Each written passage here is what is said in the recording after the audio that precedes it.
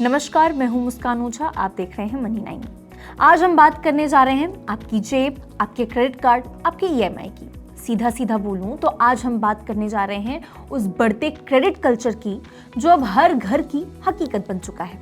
लेकिन इस बार कहानी का रुख थोड़ा अलग है, क्योंकि खबर ये नहीं है कि लोग ज़्यादा उधार ले रहे हैं, जो इसके आंकड़े हैं वो बहुत ज़्यादा बढ़ते जा रहे हैं। नहीं, ऐसा कुछ नहीं है, बल्कि ये है कि क्रेडिट कार्ड का जो कर्ज है वो अब धीमा पड़ गया है। सुनने में ये बात आपको अच्छी लग सकती है, लेकिन इसकी जो असलियत है ये उतनी ज़्यादा आसान नहीं है जितना सुनने में आपको लग रहा है। कर्ज की रफ्तार भले ही धीमी हो, लेकिन तनाव की पकड़ अब भी उतनी ही मजबूत है। पिछले कुछ सालों में भारत में क्रेडिट कार्ड का जो इस्तेमाल है वो आसमान छू गया। चाहे ऑनलाइन शॉपिंग हो, किसी कैफे का बिल देना हो या फिर किसी गैजेट की खरीदारी, कार्ड से पेमेंट करना एक तरह का ट्रेंड बन चुका है। लोगों को लगा कि जब जेब में नकद नहीं है तो कोई बात नहीं, बस स्वाइप करो और आगे बढ़ो। शुरुआत में ये जो सुविधा है ये एक तरह की राहत लगने लगी थी, लेकिन धीरे धीरे यही जो है वो आदत बन गई। अब जब आदत बोझ में बदलती है तो बोझ बहुत कुछ बदलने लगता है। अब जरा एक बार आंकड़ों पर आप गौर कीजिए। आरबीआई यानी रिजर्व बैंक ऑफ इंडिया के मुताबिक अगस्त 2025 तक देश में क्रेडिट कार्ड के लिए गए जो बकाया कर्ज है उसका सालाना ग्रोथ अब सिर्फ 4% यानी 4% रह गया है। कुछ ही महीने पहले ये जो रफ्तार है वो करीब 20% थी, यानी बढ़ते कर्ज का ग्राफ अब धीरे धीरे नीचे की तरफ झुक रहा है। इसका सीधा मतलब ये है कि या तो लोग अब ज्यादा खर्च करने से बच रहे हैं, या फिर बैंक ने उधार देना थोड़ा सा स्ट्रिक्ट कर दिया, यानी सख्त कर दिया है। दोनों ही सूरतों में माहौल सतह पर भले थोड़ा शांत दिख रहा हो, लेकिन अंदर दबा हुआ आर्थिक तनाव साफ महसूस हो रहा है।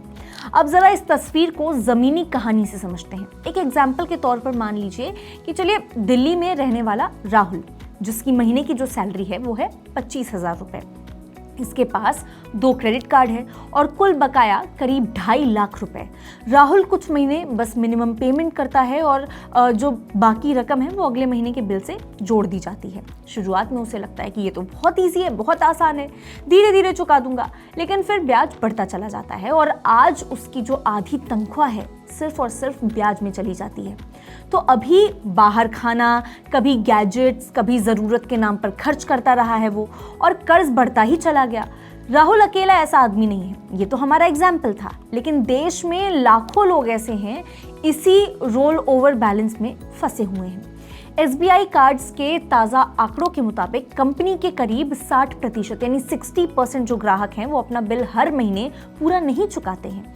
वो ईएमआई पर टिके रहते हैं या फिर रोल ओवर पर, यानी लोग अपनी आमदनी से ज़्यादा खर्च कर चुके हैं और अब इस बोझ को किश्तों में ढो रहे हैं।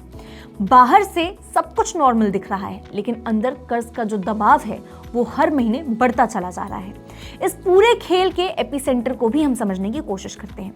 देखिए, क्रेडिट कार्ड और पर्सनल लोन ऐसे लोन होते हैं जिनके पीछे कोई गारंटी नहीं होती। इन्हें बैंकिंग की भाषा में असुरक्षित लोन कहा जाता है, यानी अगर ग्राहक पैसा वापस नहीं करता है तो बैंक के पास वसूली का जो ठोस जरिया है वो नहीं होता। इसी खतरे को देखते हुए आरबीआई यानी रिजर्व बैंक ऑफ इंडिया ने पिछले साल नियम सख्त कर दिए। अब बैंकों को इन लोन के खिलाफ ज्यादा पूंजी रिजर्व करनी पड़ती है, रिजर्व रखनी पड़ती है, ताकि किसी डिफॉल्ट की स्थिति में सिस्टम पर झटका ना लगे। लेकिन जब बैंक पर दबाव बढ़ता है तो उसका जो असर है वो ग्राहकों पर भी आता है, उन पर भी देखने को मिलता है। ब्याज दरें बढ़ा दी जाती हैं और क्रेडिट लेना महंगा हो जाता है पहले के कंपैरेटिवली। यही वजह है कि अब बैंकों और आरबीआई की नजर डेलिक्वेंसी पर है। डेलिक्वेंसी यानी कि वो कर्ज जो 90 दिन या उससे ज्यादा समय से चुकाया नहीं गया है।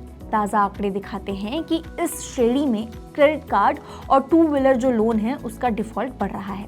यानी कई परिवार ऐसे हैं जिनके लिए हर महीने की ईएमआई अब एक तरह का सिरदर्द बन चुका है। लोग अपनी आय से ज़्यादा खर्च कर चुके हैं और अब उसी जाल में फंसते चले जा रहे हैं और फंसे बैठे भी हैं। अब इस कहानी में एक और दिलचस्प मोड़ है गोल्ड लोन का। पहले भी आपने बहुत बार सुना होगा, भारत में सोना सिर्फ गहना नहीं होता, वो हमारी सुरक्षा का प्रतीक भी माना जाता है और कई बार काम भी आता है बहुत सारी ऐसी सिचुएशंस में। लेकिन अब यही जो सोना है वो धीरे धीरे कर्ज का सहारा बन गया है। जब लोगों को बाकी जो रास्ते हैं उससे पैसा मिलना मुश्किल हो जाता है तो उन्होंने अपने घर का जो सोना है वो गिरवी रखना शुरू कर दिया। आंकड़े ये बताते हैं कि पिछले कुछ सालों में गोल्ड लोन का जो मार्केट है वो करीब 4 गुना यानी 4 टाइम्स बढ़ चुका है। पहले जहां बकाया राशि करीब 0.74 लाख करोड़ रुपीस हुआ करती थी, अब वो बढ़कर 2.94 लाख करोड़ रुपीस पहुंच चुकी है। यानी लोग गहने गिरवी रख करके कैश निकाल रहे हैं। बैंकों के लिए गोल्ड लोन सिक्योर माने जाते हैं क्योंकि इसके पीछे सोना होता है, लेकिन इसमें भी अच्छा खासा खतरा छिपा है। अगर सोने की कीमत नीचे गई तो बैंक के पास रखा जो गिरवी माल पड़ा हुआ है वो अपनी वैल्यू खो देगा और घाटा दोनों तरफ से झेलना पड़ेगा, बैंक को भी और ग्राहक को भी। यानी तनाव जो है वो सिर्फ कार्ड से कर्ज लेने में नहीं है, गोल्ड लोन में भी सिस्टम एक अदृश्य दबाव जो है वो झेल रहा है। अब सवाल ये उठता है कि अगर क्रेडिट कार्ड का कर्ज घट रहा है तो फिर आरबीआई को टेंशन किस बात की है, उसको तो खुश होना चाहिए। इसका जवाब ये है कि क्योंकि ये जो गिरावट है सिर्फ ऊपर से दिख रही है, अंदर की जो हकीकत है अब भी उतनी ही नाजुक है। लोगों ने शायद नया कर्ज लेना थोड़ा कम कर दिया हो, लेकिन पुराने कर्ज अब भी सिर पर चढ़े हुए हैं। और अगर सोने की कीमत गिरी या नौकरियों में झटका लगा तो लोगों के पास ईएमआई चुकाने की जो ताकत है वो बचेगी ही नहीं। उस स्थिति में बैंक भी डूबेंगे और लोग टूटेंगे और पूरा जो फाइनेंशियल सिस्टम है वो हिल जाएगा। देखिए, एक बात तो साफ है, कर्ज लेना बिल्कुल बुरा नहीं है, लेकिन उसे समझदारी से लेना बहुत ही ज्यादा जरूरी है। क्रेडिट कार्ड हमें आज खर्च करो कल चुकाओ, ये जो पूरी स्कीम है इसकी आजादी देता है, लेकिन यही आजादी अगर बेकाबू हो जाए तो यही कार्ड एक कर्ज का फंदा बन जाता है। यही वजह है कि आरबीआई लगातार सख्त निगरानी में है, बैंक पर कड़े नियम लागू किए जा रहे हैं, लेकिन असली सुधार तभी आएगा जब आम लोग यानी मेरे और आप जैसे लोग अपनी जिम्मेदारी को अच्छे से समझेंगे और उस हिसाब से आगे जो स्टेप्स है वो उठाएंगे। आज के लिए बस इतना ही। ऐसी ही और वीडियोस के लिए देखते रहिए मनी9। इस सिप से तो नींद टूटती है, लेकिन केवल जागना नहीं, आगे भी तो बढ़ना है। उसके लिए चाहिए एक और सिप। हर महीने छोटी छोटी रकम की इंस्टॉलमेंट यानी सिस्टमैटिक इन्वेस्टमेंट प्लान से शुरू कीजिए निवेश। लेकिन पैसे बढ़ाने वाली कौन सी सिप आपके लिए रहेगी अच्छी? म्यूचुअल फंड सिप से जुड़े हर सवाल का जवाब मेरी सिप मेरा सवाल। सोमवार से शुक्रवार 4 बजे मिलेंगे हम सिर्फ मनी9 पर।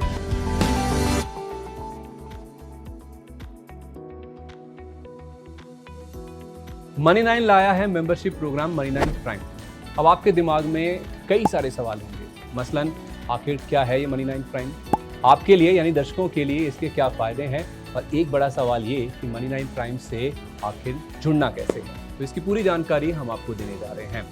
मनी9 प्राइम में 3 प्लान होंगे, इकोनॉमी, स्टैंडर्ड और वीआईपी। तो फटाफट ज्वाइन कीजिए यूट्यूब पर मनी9 प्राइम। ज्वाइन करने के लिए मनी9 के यूट्यूब पेज पर जाइए, होम पेज पर मिलेगा ज्वाइन बटन, इसे क्लिक करें, अपनी पसंद का प्लान चुनें और बस हो गया, अब आप रहेंगे सबसे आगे।